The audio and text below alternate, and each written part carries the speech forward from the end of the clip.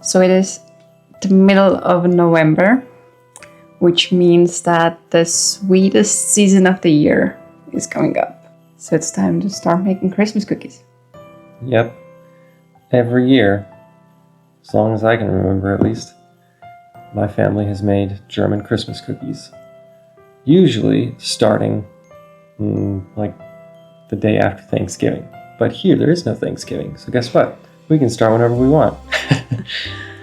Yeah. And since some Christmas cookies taste better after they sit around for a while, we're going to start already with Nussecken, which are one of my favorites. I think mine too.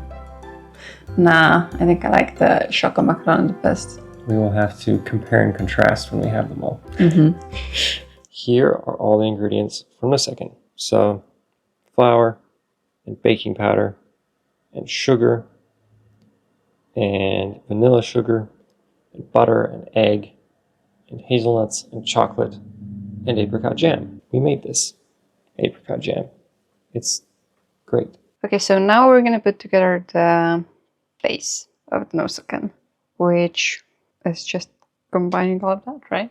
Okay, we will need 175 grams of butter, and it should be room temperature.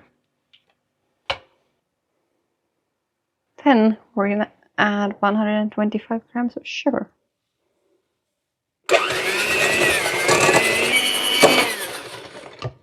And now we add an egg.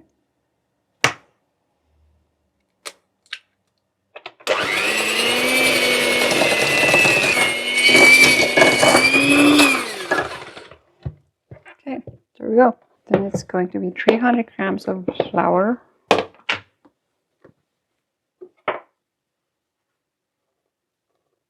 2 teaspoons of vanilla sugar and 2 teaspoons of baking powder.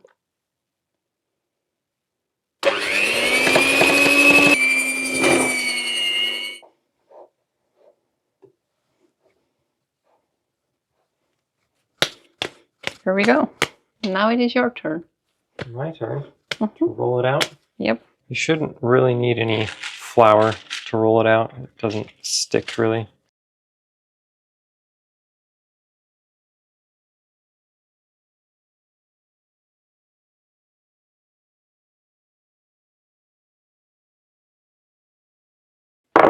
Presto. Quite to the edges and about 4 millimeters thick maybe. That smells really nice. Apricot jam. So the recipe says 350 grams. Just need to spread it right on here. This is exactly 350 grams. Wow, that is so pretty. Okay, so for the topping, we need 200 grams of ground hazelnuts. 100 grams of butter. And 100 grams of sugar. 2 teaspoons of vanilla sugar. And then 2 tablespoons of water. We need to bring this to a boil briefly. And then add the nuts. And I guess we can turn on the oven. Yes. Yep, just like that. That's what we want to see. Now it's ready. That's it. That's all we needed.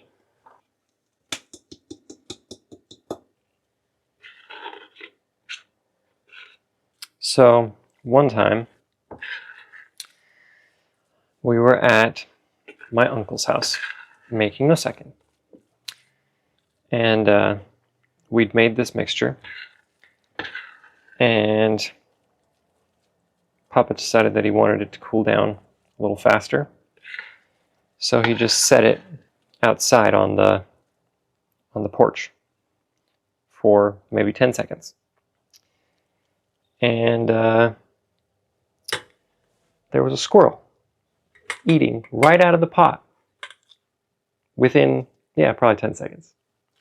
So, if you really want to treat your squirrels, I guess you can make this for them. Very rude, but I can't blame them. It is tasty. This is how it goes. This is the way I do it. It doesn't spread particularly easily, so it's best to kind of just put it on sort of spread out already. Yeah, you probably don't want to put it under as one big chunk. Yeah, you'll end up just squeezing all of the apricot jam off onto the edges. That's why I left this ring around there. It's because I know that that is going to happen to some extent regardless.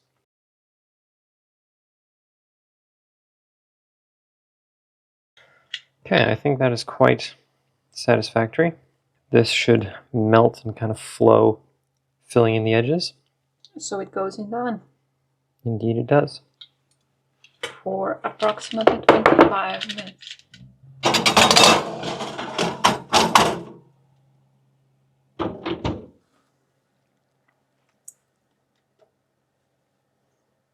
This has been out of the oven for like 15 minutes, maybe not quite that much. Probably 15. Okay.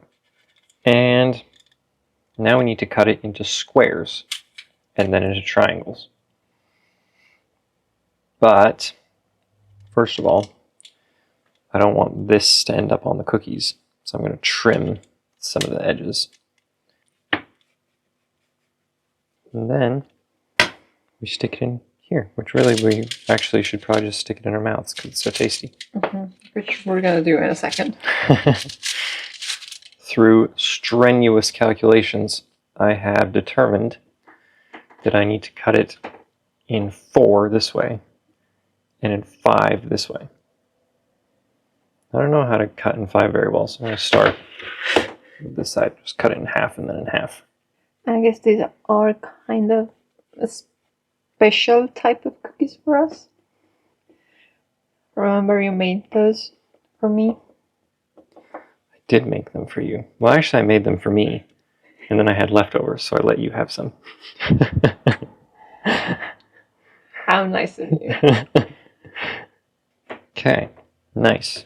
We have squares, but that's not what we want. So, now, we just cut each of these in half. It's not entirely true. I did make them for you. I just was planning to make a different batch for you, but then I just had so many left from the first batch that I didn't make a new batch, which is actually a good thing, because then those had sat for like 3 weeks. And they were really, really good. And we tried to figure out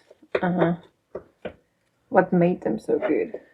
Yeah, it took us a long time to figure out that you have to basically age them for about 3 weeks before they're as good as they get, basically. Like right now they're good, but in 3 weeks they're going to be really good. Anyway, that's all we can do right now.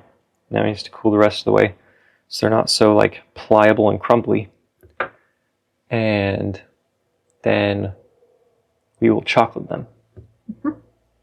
I just took the finished cookies cut out of the fridge because they're easier to handle in the chocolate when they're cold because they don't crumble as much. I hope. And this is just melted chocolate. Very nice and melty.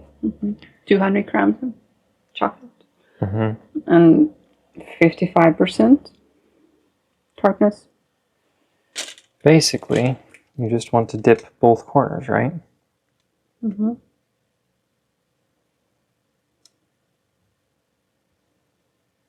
guess 2 corners. Yeah. Both corners of the triangle.